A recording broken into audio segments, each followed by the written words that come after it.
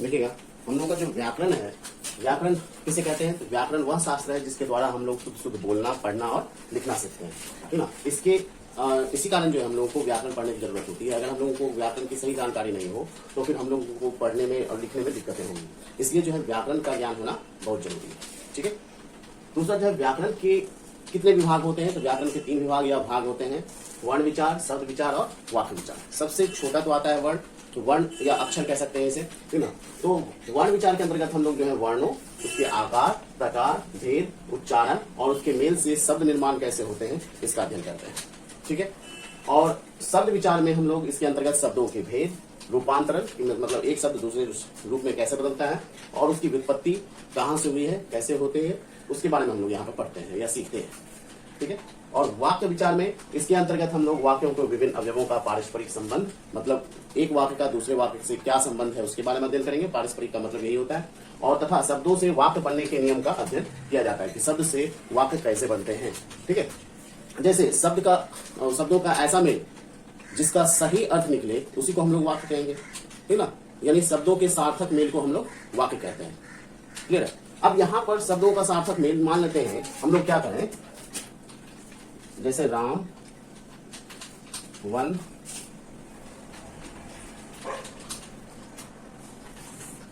घूमने गया, तो यहां पर ये कोई साधारण नाम है।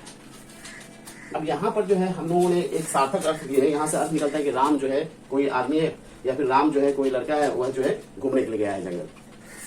अगर इसी के शब्दों को उलट पुलट दें, ठीक है, शब्द को उलट पुलट देते हैं, जैसे वन राम गया है और घूमने, तो यहाँ पर वन राम गया है घूमने, इसका कोई अर्थ जल्दी नहीं निकल रहा है और ना ही अर्थ निकल रहा है, तो इसको सार्थक मेल नहीं कहेंगे। सार्थक मेल के लिए जो है शब्दों का जो है होना चाहिए सबसे पहले कर्ता, फिर क्या होता है कर्म और फिर क्रिया होता है हिंदी में, ठीक है। हिंदी में सबसे पहले कर्ता आएगा, फिर कर्म आएगा, फिर क्रिया आएगा। अगर इस तरह का सार्थक मेल हो तभी जो है अर्थ निकलते हैं और इसी को हम लोग वाक्य कहेंगे, ठीक है। तो ये हमारा वाक्य होता है और ये वाक्य नहीं है, ठीक है। तो दिक्कत है ना। चलिए अब हम लोग इसके आगे देखते हैं। अब हम लोग देखते हैं, अब हम वर्ण विचार को पढ़ेंगे। वर्ण विचार में देखो हम लोग क्या करते हैं, जनरली वर्ण या अक्षर को हम लोग एक ही मानते हैं, लेकिन ये गलत हो जाता है। वर्ण या अक्षर देखोगे क्या होता है, ठीक है। उससे पहले हम लोग ध्वनि को देख लेते हैं। यह ध्वनि जो होता है भाषा का सबसे छोटा यानी सबसे लघुतम श्रव्य खंड है, मतलब जो सुनने वाला खंड होता है टुकड़ा, वो आप कह सकते हैं श्रव्य खंड है। श्रव्य का मतलब होता है सुनने वाला या सुनाई देने वाला, ठीक ना। तो भाषा जो होता है लघुतम श्रव्य खंड होता है। अ बड़ी ई ये उच्चार खंड हो आवश्यक नहीं है, उच्चारण कर सकते हैं या उच्चार खंड है ये जरूरी नहीं है। जो स्वर रहित व्यंजन है प्रायः उच्चारित नहीं होते हैं, ठीक है। स्वर रहित व्यंजन का मतलब होता है क हलन, च हलन, ट हलन, प हलन। जब हलन लगा दोगे तो वह स्वर रहित हो जाता है और ये उच्चार खंड नहीं है, इसको उच्चारित नहीं किया जा सकता है, ठीक है। कोई दिक्कत?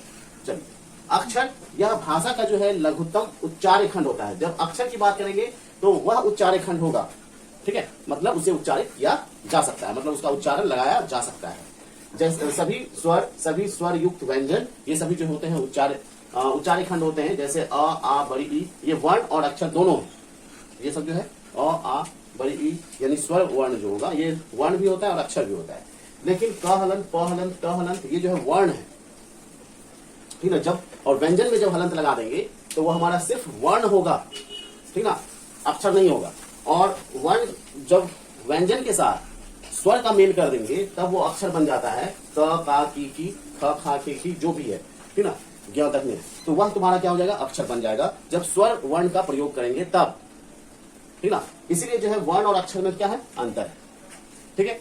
उच्चारणीयता इसका जो है साधारण धर्म होता है, मतलब अक्षर अगर है तो उसे उच्चारित किया जा सकता है या इसका साधारण धर्म होगा, ठीक है, मतलब इसको उच्चारण में लाया जा सकता है या इसका उच्चारण किया जा सकता है। वर्ण क्या होता है, यह लिपि का लघुतम खंड होता है। जो लिपि है, लिपि किसे कहते हैं, जो वर्ण जो वाक्य को लिखने का जो तरीका होता है, जो चित्र द्वारा लिखते हैं हम लोग, उसी को हम लोग क्या कहते हैं लिपि कहते हैं, यही ना था। और यह लिपि का जो है लघुतम खंड है कौन, वर्ण। और जिह्वा, तालु, कंठ आदि के संयोग से उत्पन्न उस मूल ध्वनि को वर्ण कहते हैं जिसका खंड या टुकड़ा ना किया जा सके, ठीक ना। मतलब वर्ण वह मूल ध्वनि है जिसका खंड या टुकड़ा नहीं किया जा सकता है। और इसके उच्चारण में जिह्वा, तालु, कंठ, दंत, इन सबका दंतोष्ठ, इन सबका प्रयोग किया जाता है। जैसे अ, ई, उ, कहलन, चहलन, टहलन, पहलन इत्यादि, ठीक ना। तो ये सब जो आएगा सब में हलंत है, जो व्यंजन वर्ण के साथ है उसमें हलंत है। तो इसको हम लोग क्या कहेंगे, वर्ण कहेंगे, ठीक है। और अक्षर में आपका जो है आएगा क, क की, मतलब मात्रा के साथ। क्लियर है।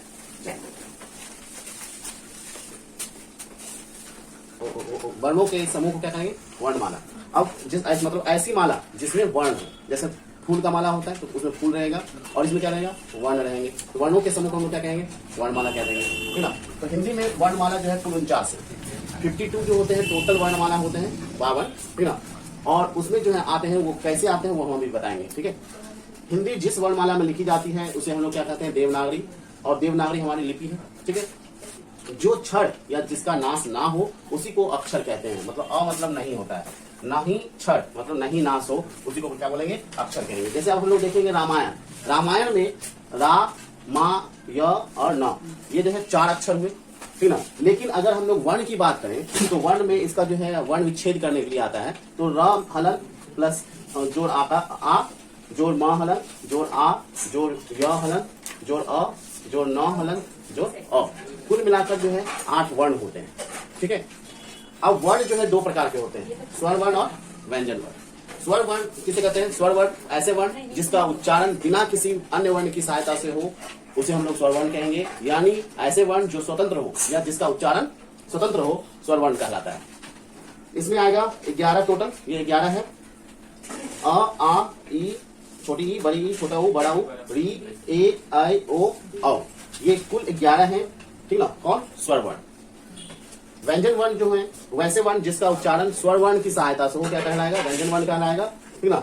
यह कुल 33 होता है, ठीक ना। ये 33 है हिंदी में। तवर्ग 5 होते हैं, क, ख, ग, घ, अंग। चवर्ग भी 5 होते हैं, च, छ, ज, झ, य। तवर्ग भी 5 है, ट, ठ, ड, ढ, न। तवर्ग 5 होते हैं, त, थ, द, ध, न। पवर्ग 5 होते हैं, प, फ, ब, भ, म। य, र, ल, व, तालव्य श, मूर्धन्य श, दंत स और ह, यह जो है क्या है, व्यंजन वर्ण है। ये कुल 33 है, ठीक ना। योगफल निकाल सकते हैं 5, 10, 15, 20, 25, 26, 27, 28, 29, 30, 31, 32, 33, ठीक है। अब हम लोग देखेंगे कि इसके अलावे और कौन से वर्ण हैं, ठीक ना, जो कि हमने बताया कि वर्णमाला में कुल 49 वर्ण होते हैं।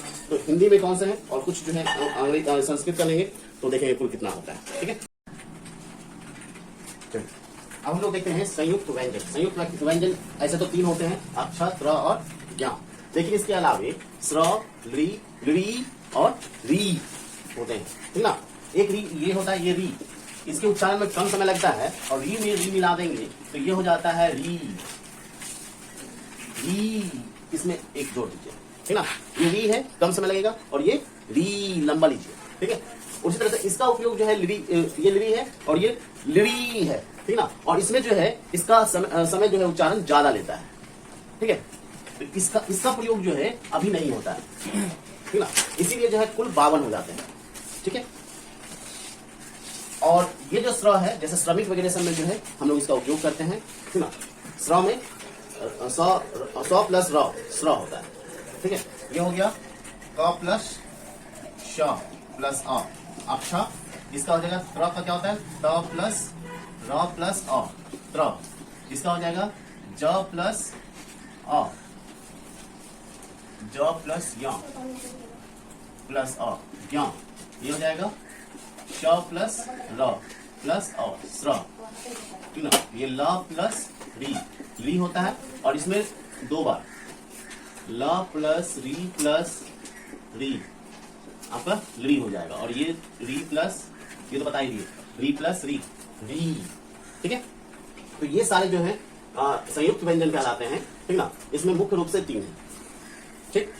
अब अयोगवा जो है अनुस्वार और विसर्ग को हम लोग अयोगवा कहते हैं। ये 2 होते हैं, इसकी संख्या 2 ही है, अनुस्वार और विसर्ग, ठीक ना। इसकी संख्या 2 है, 2, ठीक है। उत्पत्ति के आधार पर स्वर के 2 भेद होते हैं, मूल स्वर और संधि स्वर। मूल स्वर को हम लोग हर्ष स्वर भी कहते हैं, ठीक ना। जो स्वर दूसरे स्वर के मेल से ना बने हो उसे मूल स्वर या हर्ष स्वर कहते हैं। इसके उच्चारण में कम समय लगता है, ठीक ना। इसके उच्चारण में कम समय लगता है।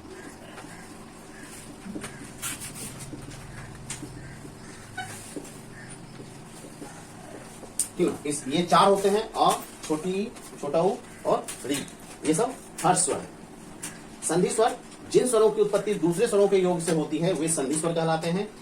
हिंदी वर्णमाला में इसकी संख्या 7 है। आ, बड़ी ई, बड़ा ऊ, ए, आई, ओ और औ। ठीक है, तो ये हमारा 7 संधि स्वर हो गया।